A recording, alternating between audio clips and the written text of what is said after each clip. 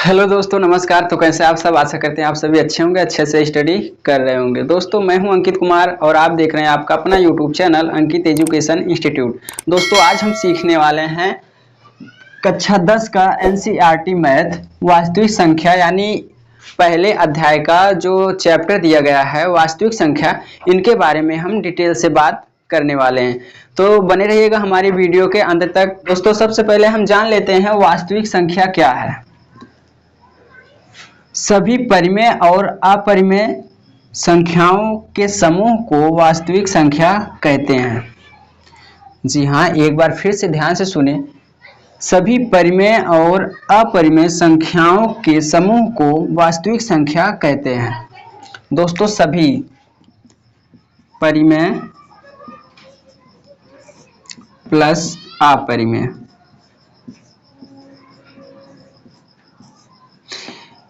इनके बीच में जितनी भी संख्याएं होती हैं सारे को मिला के क्या कर दिया, बना दिया वास्तविक संख्या बना दिया। क्या बना दिया? वास्तविक संख्या।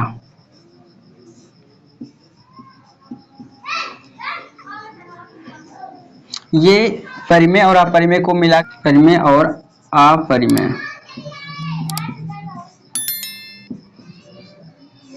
इन सारे को मिला के क्या बना दिया? वास्तविक संख्या बना लिया। अब इनमें से कई सारे दोस्त ऐसे होंगे जिनको बहुत बड़ा डाउट होगा कि सर अभी हमें परिमेय और अपरिमेय के बारे में ही नहीं मालूम है। तो सबसे पहले आइए हम डाउट क्लियर करते हैं आपका। परिमेय और अपरिमेय को बहुत ही कॉन्सेप्ट के साथ समझ लेने के बाद हमारा वो डाउट क्लियर हो जाएगा।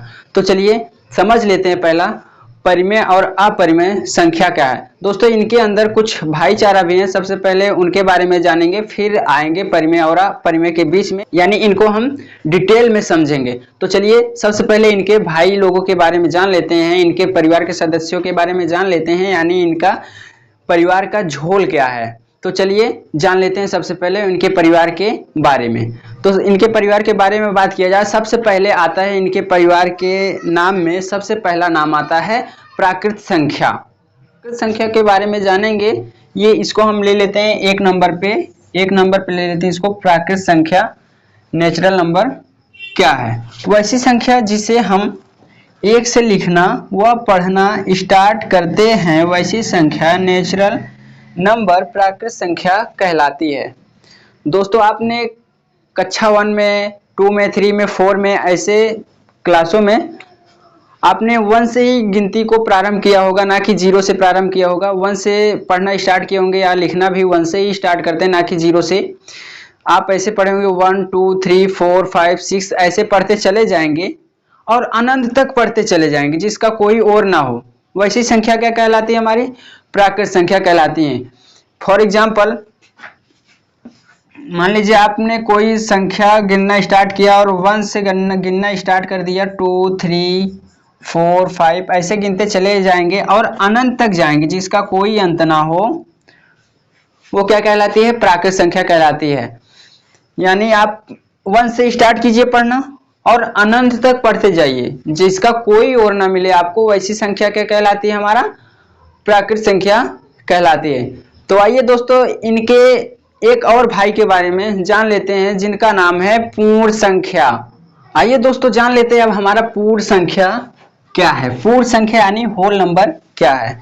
दोस्तों, वैसी संख्या जिसे हम 0 से लिखना व पढ़ना प्रारंभ करें, यानी स्टार्ट करें, वैसी संख्या पूर्ण संख्या यानी होल नंबर कहलाती है। जी हाँ दोस्तों, आपने ठीक सुना। वैसी संख्या जिसे हम 0 से लिखना या पढ़ना स्टार्ट करते हैं, वैसी संख्या क्या कहलाती है? हमारी पूर्ण संख्या यानी होल नंबर कहते हैं। फॉर एग्जाम्पल, 0 1 2 3 4 आप ऐसे लिखते चले जाएंगे दोस्तों, और अनंत तक लिखते चले जाएंगे। ये क्या हो गई हमारी?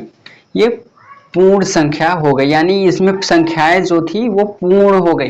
प्राकृत संख्या में क्या थी?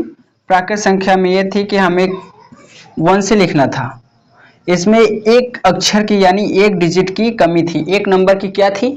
कमी, और वो क्या थी? 0। और जिसकी कमी थी ये पूर्ण संख्या में आके क्या हो गया? पूरा हो गया, मिल गया, ये पूर्ण हो गई, यानी इनमें संख्याएं क्या हो गई? पूर्ण हो गई। अब इनमें कोई सी भी संख्या की कमी नहीं है। प्राकृत संख्या में संख्या की कमी थी, यानी उनमें जीरो नहीं था, लेकिन इनमें क्या है, इनमें जीरो है, तो इसलिए हम इसे क्या कहेंगे, पूर्ण संख्या है। तो आइए दोस्तों जान लेते हैं हम अगली संख्या के बारे में। जो हमारी अगली संख्या है पूर्णांक संख्या यानी इंटीजर नंबर किसे कहते हैं। दोस्तों वैसी संख्या जिसे हम जीरो के दाएं साइड प्लस में लिख सकें और जीरो के बाएं साइड माइनस में लिख सकें, वैसी संख्या क्या कहलाती है, हमारी इंटीजर नंबर यानी पूर्णांक संख्या कहलाती हैं। दोस्तों फॉर एग्जाम्पल ये जीरो है, जीरो के अगर आप दाएं साइड जाएंगे यानी राइट साइड जाएंगे तो वो प्लस में जाएगा, +1 +2 +3 ऐसे आप लिखते चले जाएंगे, ये लिखते चले जाएंगे और कहां तक जाएंगे, अनंत तक, जिसका कोई और ना हो। और ठीक इसी प्रकार से इसके उल्टा यहाँ प्लस में था और राइट साइड प्लस में था और लेफ्ट साइड माइनस में होगा, जैसे 1 -1 -2 -3, इसी प्रकार से ये भी अनंत तक जाएगा। यानी जीरो के राइट साइड प्लस में अनंत तक जाए और जीरो के बाएं साइड यानी लेफ्ट साइड अनंत तक जाए माइनस में, तो ऐसी संख्या क्या कहलाती है, हमारी पूर्णांक संख्या कहलाते हैं। तो आइए दोस्तों जान लेते हैं अगली संख्या के बारे में, अगली संख्या क्या है। तो चलिए बढ़ते हैं अगली संख्या के बारे में। आइए दोस्तों समझ लेते हैं हमारा अगला संख्या क्या है। दोस्तों हमारा अगला संख्या है भाज्य संख्या यानी कंपोजिट नंबर किसे कहते हैं। दोस्तों वैसी संख्या जिसका जिसका दो से अधिक बार गुणनखंड हो, वैसी संख्या क्या कहलाती है, हमारी अभाज्य संख्या यानी कंपोजिट नंबर कहलाती है। दोस्तों ध्यान से सुनना, वैसी संख्या जिसका दो से अधिक बार गुणनखंड हो, वैसी संख्या क्या कहलाती है, हमारी कंपोजिट संख्या कहलाती है, यानी कंपोजिट नंबर कहलाती है, यानी भाज्य संख्या। तो चलिए एक एग्जांपल से मैं आपको समझा दूं, बहुत ही अच्छे से समझ में आए। तो आइए दोस्तों मैं आपको समझा दूं भाज्य संख्या क्या है। दोस्तों सबसे पहले भाज्य संख्या होती है 2। इसके केवल 2 ही फैक्टर होंगे, यानी ये इसका केवल 2 ही गुणनखंड होगा। हमने पहले ही बता दिया, वैसी संख्या जिसकी 2 से अधिक बार गुणनखंड हो, वैसी संख्या क्या कहलाती है, हमारी वैसी संख्या भाज्य संख्या कहलाती है। लेकिन ये 2 का है, इसका तो 2 ही बार गुणनखंड होगा, एक तो ये पार्ट इससे कटेगा और ये खुद 2 से कटेगा, तो ये क्या हो गया, अभाज्य संख्या।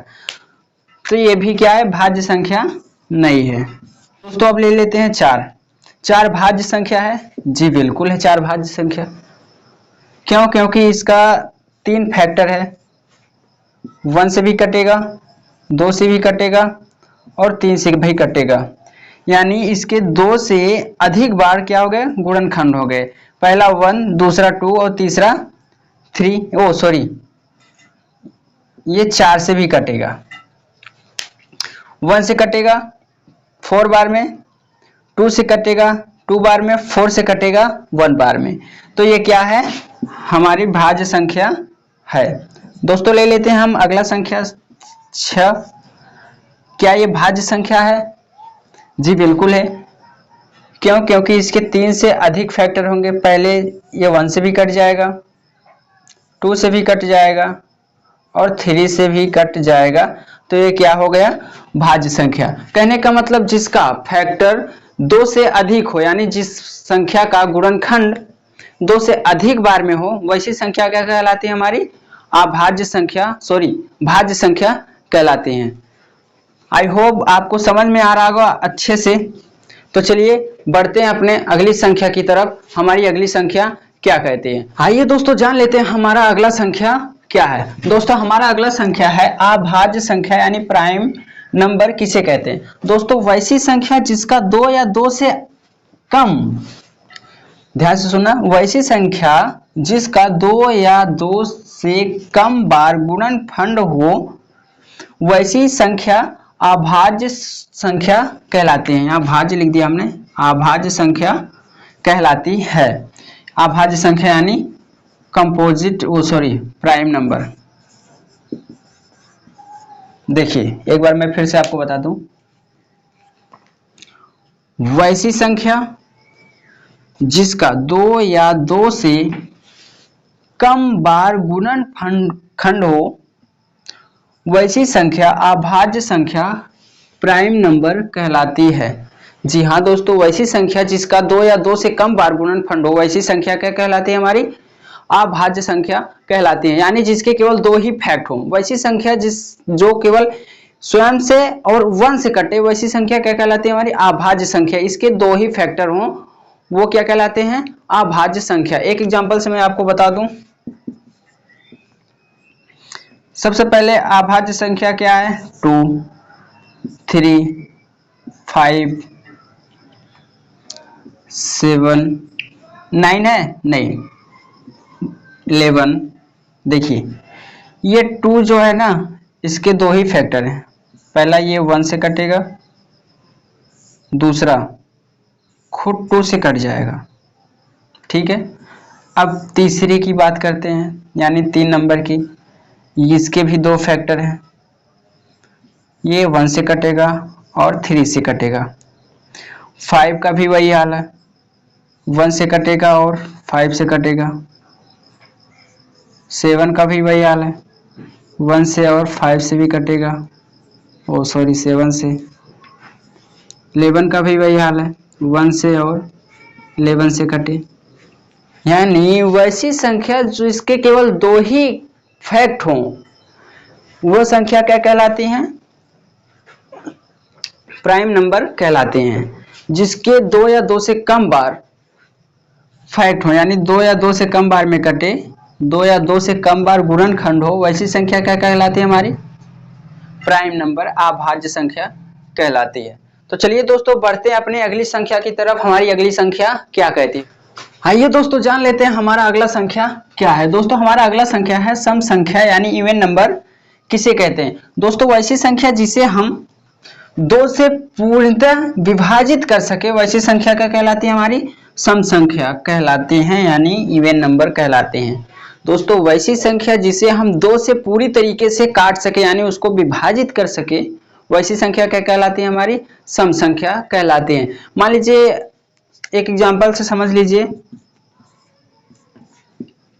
2 सम संख्या, 4 सम संख्या, यानी 2 का टेबल मान लीजिए ये पूरी तरीके से क्या है?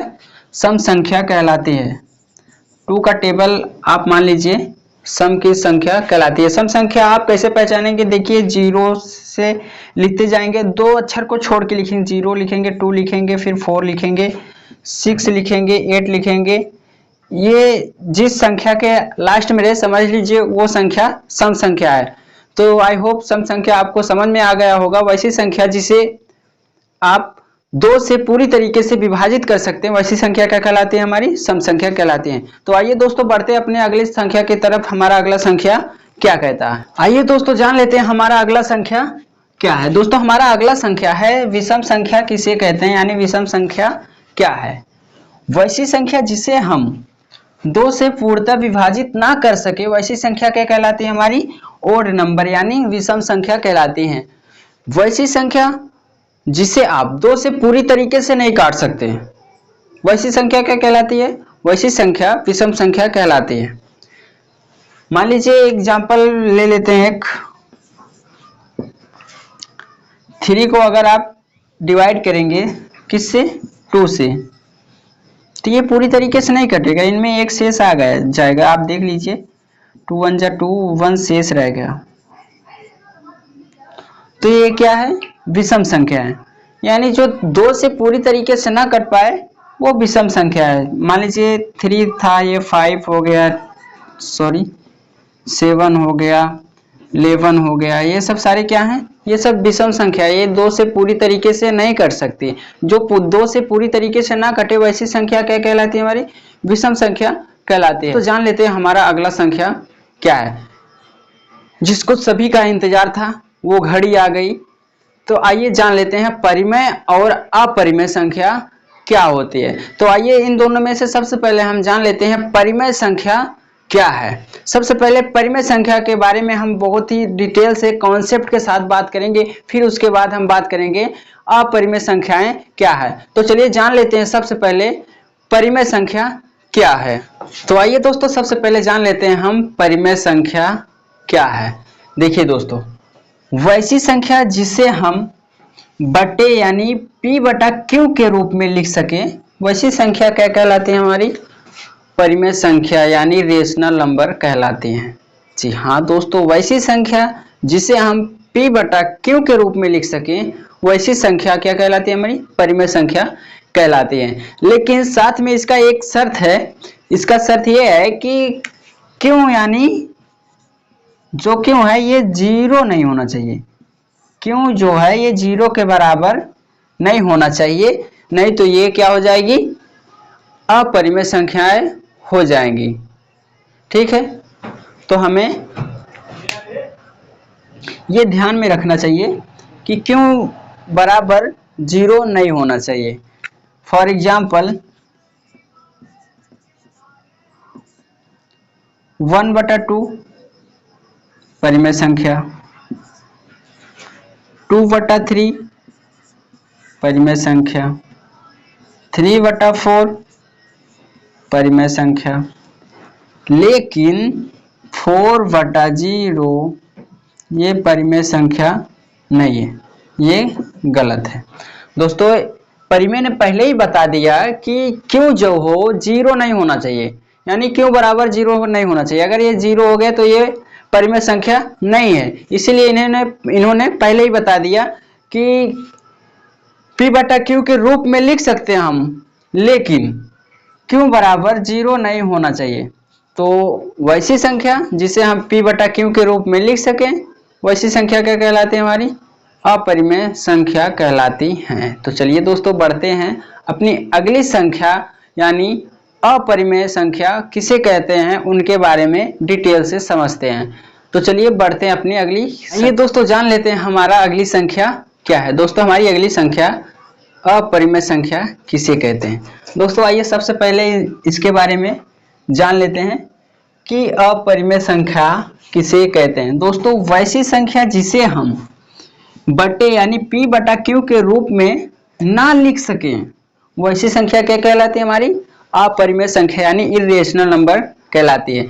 वैसी संख्या जिसे हम p बटा q के रूप में नहीं लिख सकते हैं, वैसी संख्या क्या कहलाती है, वैसी संख्या अपरिमेय संख्या कहलाती है। तो चलिए एक एग्जांपल से समझ लेते हैं इसको। देखिए दोस्तों, जो रूट में लिखा जाए ये अपरिमेय संख्या है। क्या है, अपरिमेय संख्या है। अब बोलेंगे ऐसा क्यों, आप ये कहेंगे कि सर इसके नीचे कुछ नहीं, एक लिख देंगे तो ये परिमेय संख्या हो गया।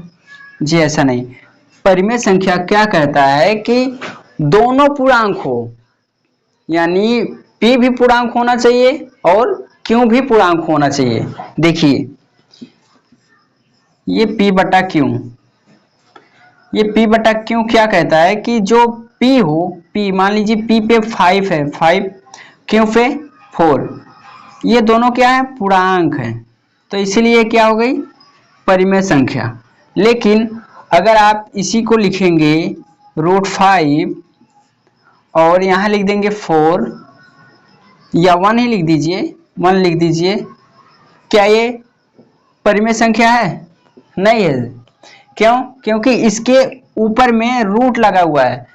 परिमेय संख्या कहता है कि हमारे ऊपर रूट नहीं होना चाहिए, जो हमारा नंबर हो वो दोनों क्या हो, पूर्णांक होने चाहिए, p भी और q भी दोनों क्या होने चाहिए, पूर्णांक होने चाहिए। तो ये दोनों क्या है, पूर्णांक नहीं है, यानी बराबर नहीं है, तो इसीलिए ये क्या होगा, अपरिमेय संख्या होगा। आप इसके नीचे कुछ भी लिख सकते हैं, ये अपरिमेय संख्या होती है। सारे के सारे क्या हैं, अपरिमेय संख्या है, यानी अपरिमेय संख्या। तो आई होप ये आप वीडियो आपको अच्छा लगा होगा। दोस्तों अगर हमारी वीडियो आपको अच्छी लगी तो हमारी वीडियो को लाइक करिए, शेयर करिए, सब्सक्राइब करिए हमारे चैनल को, और कमेंट में बताइएगा कि ये वीडियो आपको कैसी लगी। तो बस दोस्तों आज के लिए बस इतना ही, हम मिलते हैं किसी नेक्स्ट वीडियो में। दोस्तों अगर हमारी वीडियो आपको अच्छी लगे तो हमारे चैनल को सब्सक्राइब करके बेल आइकन को जरूर प्रेस करिएगा। इससे क्या होगा कि मेरी हर वीडियो की नोटिफिकेशन सबसे पहले आप तक पहुंचेगी। प्लीज़ चैनल को सब्सक्राइब कर लीजिए। अगर आपको मैथ क्लास 10th का पढ़ना है NCERT बुक का तो हमारे चैनल को सब्सक्राइब कर लीजिए।